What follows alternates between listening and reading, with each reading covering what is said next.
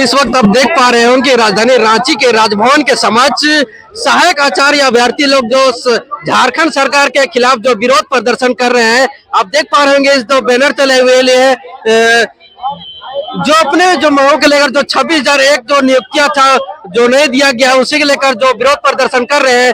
सीधे जुड़ेंगे और बातचीत करने की कोशिश करेंगे। क्या नाम है आपका? मेरा नाम प्रमोद कुमार महतो है। क्या क्या मांगे आप लोग जो विरोध प्रदर्शन कर रहे हैं? जी, हमारी मांग है कि हमें हमारी जो नियुक्ति है जो अधूरी रह गई उसको पूरा किया जाए। हमें हमारी नियुक्ति दे, क्योंकि हम नियुक्ति के काबिल है सर। हमारा जिला काउंसलिंग कंप्लीट हो चुका है सर। जो डॉक्यूमेंट वेरिफिकेशन होता है उनके बाद जिला काउंसलिंग होती है और हम सभी ने हमारा जिला काउंसलिंग का पूरा प्रोसेस सफलतापूर्वक सक्सेस किया है सर, हो चुकी है। फिर भी हमें नियुक्ति से वंचित किया जा रहा है सर। क्या मतलब आप लोग को कोई अभी आश्वासन या कोई? सर, आश्वासन की क्या बात करें, हम झारखंड में सभी कार्यालय जहाँ पहुंचे शिक्षा से संबंधित कार्यालय सबका एकमात्र कहना है कि आप लोग कोर्ट जाओ।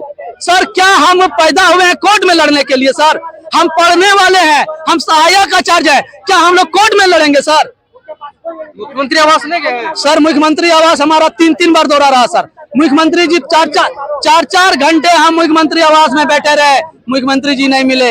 एक दिन जब हम लोग मुख्यमंत्री सचिवालय गए तो उन्होंने हमारा जो संज्ञान ज्ञापन लिया।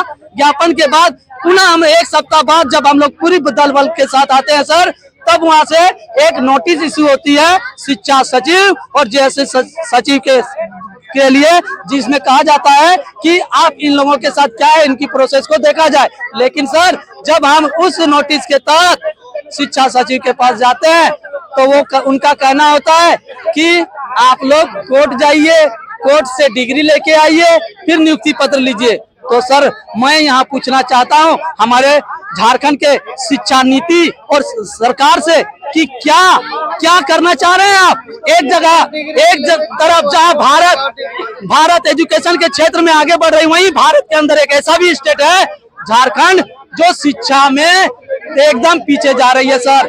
हम बात करना चाहते हैं भारत की जो नेशनल एजुकेशन पॉलिसी है और निपुण भारत की जो गाइडलाइन है सर, उन पर उनका कहना है कि बच्चों की लर्निंग आउटकम को ग्रो करें और ग्रो करने के लिए उनके अनुसार शिक्षकों की नियुक्ति करें, उनके अनुसार विद्यार्थियों को नए नए टीचिंग लर्निंग मटेरियल्स का प्रयोग करना सिखाएं, क्लासरूम को स्मार्ट क्लासरूम बनाएं। तो कैसे करेंगे सर?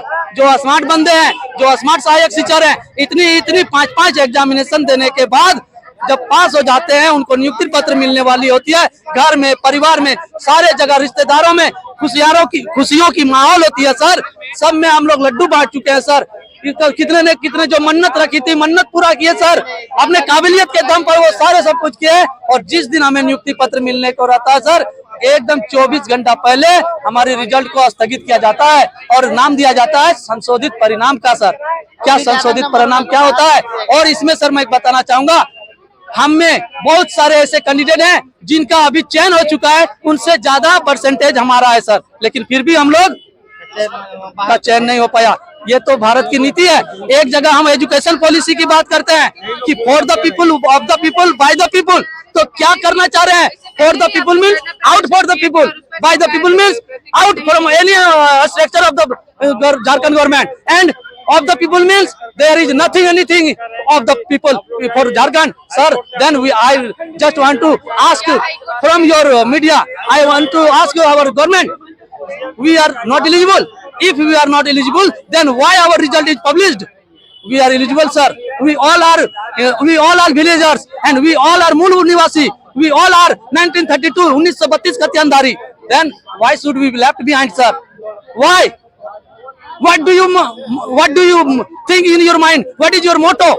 आपका मोटो यही है ना कि जब तक मेरी जेब भराई नहीं होगी हम किसी की नियुक्ति नहीं दे पाएंगे। सर, हम जेब भराई तो नहीं कर सकते हैं, लेकिन हम रांची को नेपाल और मॉरिशस के बाद जो तीसरा आता है नेपाल 3.0, तो मैं रांची 3.0 करने के लिए हम आह्वान करते हैं कि अगर 29 तारीख को हमारा रिजल्ट, हमें हमारी नियुक्ति पत्र नहीं दिया जाता है तो 29 के बाद जो हमारा तिथि होगी 30 होगी, तो वो झारखंड जलेगा सर, रांची जलेगी सर। और हम ये अकेले नहीं बोल रहे हैं, ये हमारा सारा 1604 कैंडिडेट हम लोग ऐसे हैं जो संशोधित रिजल्ट से प्रभावित हुए हैं सर। जिनका जिला काउंसलिंग सक्सेसफुल हुआ उनके बाद 1604 लोगों को आउट किया गया। ये 1604 नहीं सर, ये 1604 परिवार हैं। और आप जानते हैं सर, मैं एक थोड़ी सी उदाहरण देना चाहूंगा कि हम लोग किस पोस्ट पर हैं, सहायक आचार्य सर।